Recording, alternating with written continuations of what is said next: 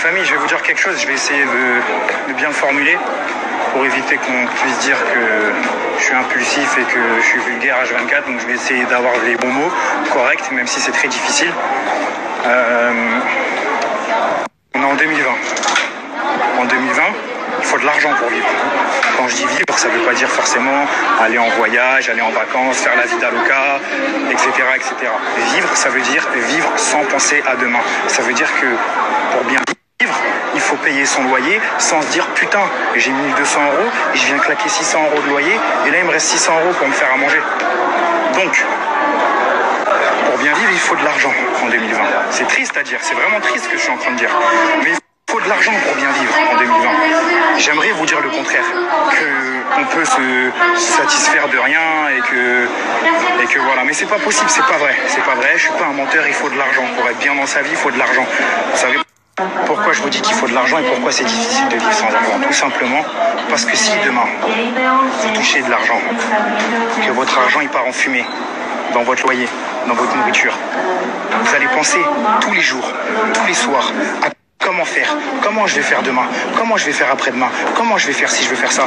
Vous avez des projets, vous avez des ambitions, vous ne pouvez pas le faire si vous n'avez pas d'argent. Parce que si vous n'avez pas d'argent, votre banquier ne va pas vous donner de prêt, pour ceux qui veulent prendre des prêts. Votre banquier, il ne va jamais vous accepter un découvert, pour ceux qui veulent un découvert. Il faut de l'argent, d'accord? Quand une personne, elle pense à ce qui peut se passer demain parce qu'elle a plus d'argent sur son compte, cette personne-là, elle devient aigrie. Cette personne-là, elle devient méchante, d'accord? On est tous différents, on est des humains. C'est ce qui fait de nous des humains, parce qu'on est tous différents. Donc chacun a sa manière de réagir au manque d'argent. Pourquoi je vous parle du manque d'argent? Vous allez comprendre. Je vous parle du manque d'argent parce qu'on est en 2020. On est énormément d'influenceurs issus de la télé-réalité. Il y a énormément d'influenceurs, d'accord? Beaucoup de personnes maintenant sont connues grâce aux réseaux sociaux, sont connues grâce à leur téléphone. Ils snappent leur vie, ils snappent leur quotidien, ça plaît à énormément de gens. Ils se créent une communauté et grâce à cette communauté-là, on est sollicité pour faire des placements, d'accord? Donc on gagne de l'argent, on touche de l'argent grâce à ces placements. C'est pas gratuit, pas de bénévolat. Chaque travail mérite salaire. Ça peut nous arriver des fois de faire des partenariats, de faire de la pub à des personnes quand on part en vacances ou etc. pour avoir des voitures gratuites, des logements gratuits. Mais tout ça, ça rapporte à l'autre personne en face. C'est un échange de bons procédés. On fait tourner un business. C'est pas du cadeau. C'est pas seulement ouais je raconte ma vie et il n'y a rien qui se passe. Non, il y a des retombées grâce à ces réseaux. Moi, une de mes principales sources de revenus, et j'ai pas honte de le dire, c'est les réseaux sociaux. Vous êtes nombreux à suivre ma vie, à suivre ce que je fais, etc. au quotidien. Pour ceux qui savent, j'ai fait un accident de voiture, un accident de moto il n'y a pas longtemps. J'ai fait des placements de produits pendant cette période-là. Parce que j'avais besoin de manger. Parce que j'ai eu énormément de frais médicaux à payer. Certes, on est en France, mais il faut raquer en France, d'accord? On a beau avoir une mutuelle, on a beau avoir la carte vitale, il faut raquer en avance, ok? On est remboursé bien longtemps après. Donc il faut raquer, il faut faire de l'argent. J'en suis totalement conscient. Donc, placement de produits oblige pour les personnes comme moi, les personnalités publiques.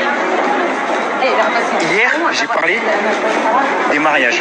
J'ai parlé de ce partenariat bizarre. C'est tout à mon honneur et voilà, j'avais envie d'en parler, donc j'en ai parlé. Mais ça plaît pas à certaines personnes. Ça plaît pas à certaines personnes qui maintenant essayent de bloquer mon Snap. Bloquer mon Snap, ça veut dire quoi? Ça veut dire bloquer ma source de revenus. Je vais pas raconter ma vie pendant 20 ans, je vais pas vous faire 50 snaps pour vous expliquer ce que vous connaissez déjà. Ok? On sait qui tire les ficelles, on sait qui est derrière toute cette mascarade. Hier, j'ai parlé de quelque chose qui n'a pas plu à une personne. Maintenant, cette personne-là, elle essaye de me bloquer sur les réseaux. Je sais pas si je suis réellement bloqué, d'accord? Parce que moi, mes snaps, je les vois. Mais si, demain, je vois une baisse d'audience, je vois des choses cheloues, ça veut dire que tu essaies d'arrêter de me faire manger. Ça veut dire que tu n'as pas envie que je dorme bien. Parce que si demain, j'ai pas d'argent dans mes poches, je vais mal dormir. Je vais pas être bien. Vous savez pourquoi? Parce que demain, je pourrai plus payer le loyer à ma mère. Demain, je pourrai plus me faire plaisir. Demain, je pourrai plus aller au restaurant. Demain, je pourrai plus acheter des sapes pour mes frères et sœurs. Demain, je pourrai plus faire de partenariat. Donc, ça veut dire que la personne qui est en train de faire tout ça, elle essaye de me baiser la gueule. Donc, je préfère prévenir. Je sais pas si c'est vrai ou pas. J'ai reçu des messages, mais moi, je sais pas. Comme je vous ai dit, j'ai pas vu sur le Snap. Si j'ai un message à faire passer, gare à toi. Gare à tes fesses si tu essayes de me baiser la gueule. Gare à toi si tu essayes de me prendre pour les autres oisillons à qui tu essayes de bloquer les snaps. Gare à toi, parce que moi je vais pas raconter ma vie, je vais pas sortir des dossiers sur ta vie salace. Je vais te faire mal, je vais te faire très mal. avez vraiment pas compris, vous avez pas compris. Comme je vous ai dit, on est en 2020, on a faim, on veut de l'argent. Celui qui essaye de couper mon argent, bah, faut qu'il se tienne très très près. Faut qu'il se tienne prêt. Et je suis pas en train de faire le voyou, je suis pas en train de faire la rue, je suis pas en train de faire tout ça. Je commence déjà à anticiper toutes vos réponses, tous vos messages. Je suis tout seul. Regardez, hop, je suis au Japon, tout seul, d'accord? Je suis toujours tout seul. Mais par contre, attention, celui qui essaye de me faire arrêter de manger, si demain mon banquier m'appelle, qu'il n'est pas content, je vais pas être content. Si moi je suis pas content, sur la tête de ma mère, plus personne va faire de placement de produit. Et j'irai toquer à chacune des portes de vos salopes d'influenceurs pour qu'ils arrêtent de poster des produits. On verra qui est qui maintenant. Et je ferai pas de snap de rechange ou de trucs. Hein. Si demain il me coupe mon snap, je m'en bats les couilles. D'accord? En ce moment, c'est vrai que je suis très limité parce que j'ai eu un accident. Donc forcément, moi, à la base, ma principale source de revenus, c'est le sport.